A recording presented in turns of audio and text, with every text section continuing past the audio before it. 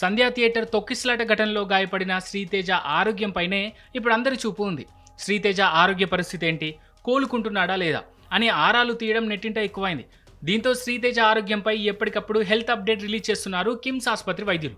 ఇక ఇప్పుడు మరో లేటెస్ట్ హెల్త్ బులెటిన్ను రిలీజ్ చేశారు. చిన్నారి శ్రీతేజ కోలుకుంటున్నాడంటూ, తన ఆరోగ్య పరిస్థితి మెరుగ్గా ఉందంటూ డాక్టర్లు అందులో చెప్పారు.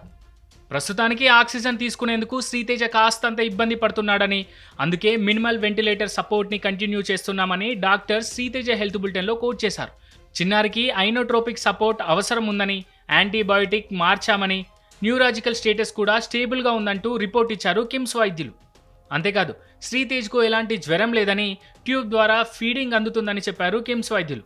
అయితే వైద్యులు రిలీజ్ చేసిన ఈ హెల్త్ బులెటిన్ చూసిన నెటిజన్స్ కొంతమంది హ్యాపీగా ఫీల్ అవుతున్నారు. చిన్నారి వైద్యానికి త్వరగా రెస్పాండ్ అవుతున్నాడంటూ, గెట్ వెల్ సూన్ శ్రీతేజ అంటూ వారు పోస్టులు పెడుతున్నారు.